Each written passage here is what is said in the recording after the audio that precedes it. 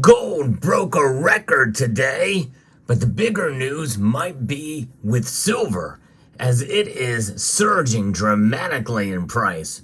We'll talk about both in this video as we explore.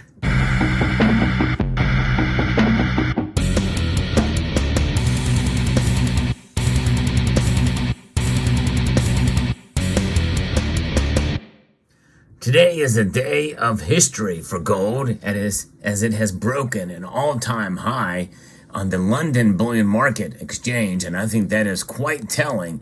In fact, moments before the markets close, this is where gold and silver stand right now. Gold is up over 1.5 percentage points to trading at $2,116.20. That is a $32.90 increase in gold's price today. Wow, I wasn't expecting that to happen so quickly and so soon. Now, this is a dramatic increase in price for one day, but it is holding and breaking records. Last time we saw this was on that Sunday night that we watched it happen live. It was a short-lived situation where gold reached to $2,150 an ounce in intra-trading.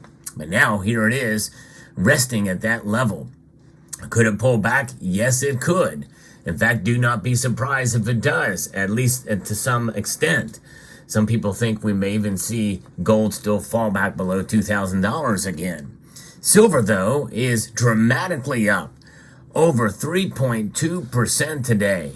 It's up 75 cents as I record this video to $23.94. It did almost get up to $24 in the ask price. It got to $23.97 earlier. By the way, gold peaked at $2,120. What's going on? What's causing this? Well, it's about sentiment and it's about fear when you think about it in the long run, but there's something else. There's another a situation that's occurring with gold that is causing many people to feel like we got to get into gold right now. But first, let's talk about it from the vantage point of CNBC is reporting on this about the gold futures settling at the highest level ever on Monday as traders bet the Federal Reserve will start cutting interest rates in the second half of the year. Well, what has changed from last week and the week before that? I don't think much. So it's kind of interesting that they're using that as an excuse, which is why we want to dig a little deeper into this. And we'll get to that in the next story I'm going to cover here. It's the second consecutive trading session now in a row that gold has settled on a record, with the April contract closing at an all-time high of $2,095.70 back on Friday of last week. We even have the Van Eck Gold Miners ETF being up about 4.5% and is on pace for the third consecutive day of gains. It's also trading above 50-day moving average of $28.29 for the first time since the 12th of January. So when you see about gold adjusted for inflation, and that's just it, what I'm talking about is nominal dollars, not real dollars. The real dollars are what's adjusted for inflation. Gold's still short of that. If we measure it based off 1980s high in gold's price, well, we would need to get to $3,200 in order to break a record nominally, or in real dollars, according to Peter Brockvar, who's the chief investment officer at Bleakley Financial Group. We're still a ways away, which then also points to the potential upside. And they believe that gold will also test inflation-adjusted record soon. So over $3,000, we'll see. But I don't think we're there yet, and it may take a while before we get there.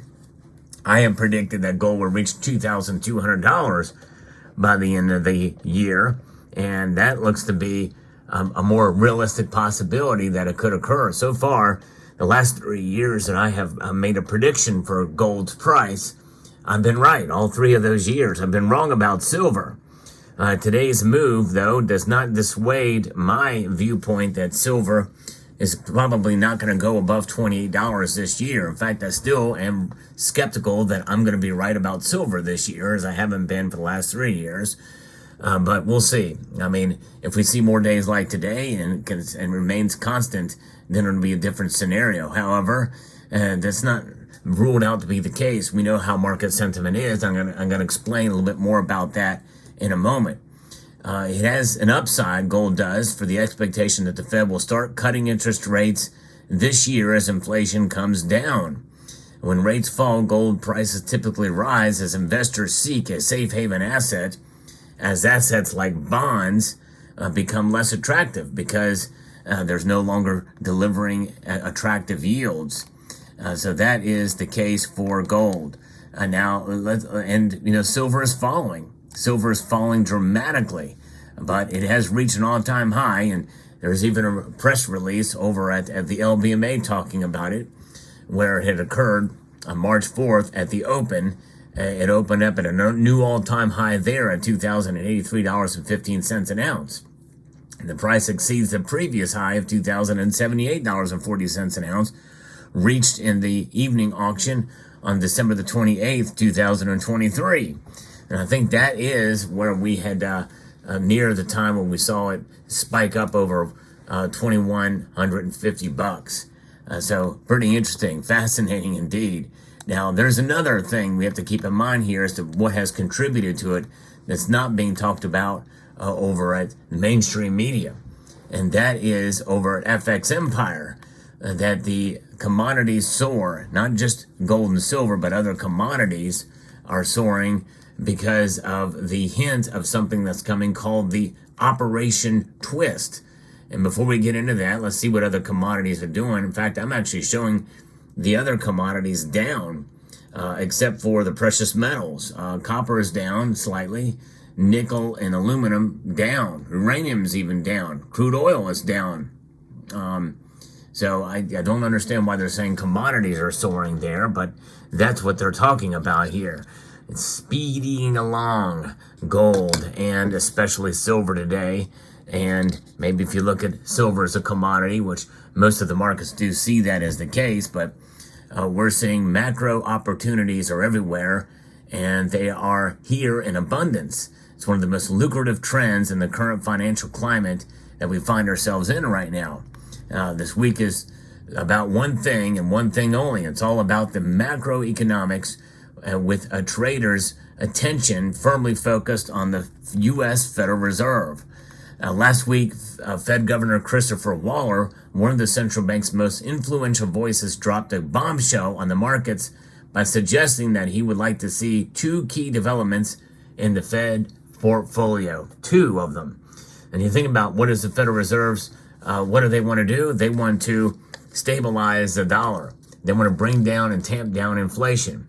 By the way, just today, I got one of the new notes from Series 2021 with Janet Yellen's signature on it. Crazy. After all this time, this is the first time I've seen it here. So there it is. But this thing is inflating at an average rate of about 3.6 year over year if you count headline and core inflation. But first, what they want to see is the Fed's agency mortgage-backed securities holdings going down to zero. Secondly, a shift in Treasury holdings towards a large share of shorter-dated Treasury securities.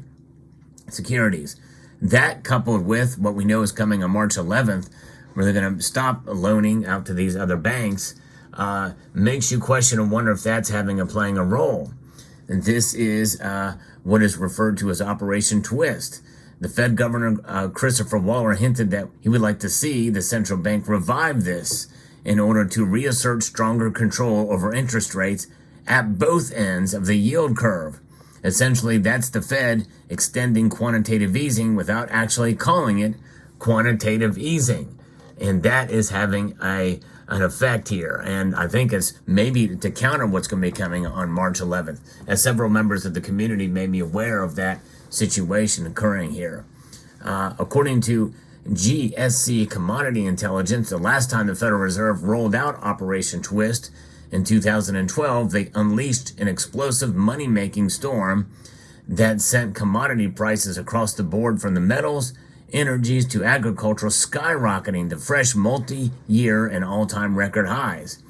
Waller's comments ignited a scorching rally, sending gold prices blasting above the key $2,100 an ounce mark for the first time consistently here. The bullish momentum also split over into other commodities, with silver, platinum, palladium, at least right now, not copper, nickel, and zinc, as I'm noting here, and crude oil prices are also down. So they're wrong there. But this says the real star performer was cocoa. Cocoa prices have been on an unstoppable run this year, breaking new all-time record highs almost on a weekly basis. Maybe we should hedge with cocoa. I love chocolate, especially dark chocolate, but very interesting indeed. Now, if we look at the Fed Watch tool, there's really not much change there in the dynamics. The first time there's any real a majority of that folks that think the rates are going to be cut is in June, when that's a 52.6% chance that they're going to cut at all. 35% think that it's going to stay the same then. Another 11.8% think there's going to be a 0.5 percentage point drop. And so June, it looks like it is where it is, but they may not need to do that, especially if they do this operation twist here. And so we'll see what happens with this operation twist as it comes through, if that is indeed what they're doing, if there's just a hint of it. But there's your news for the day. I hope you found this video informative, insightful, and educational. I'd like to extend a multitude of gratitude to each and every one of you for watching, and to encourage you to please rate, share, comment, and subscribe.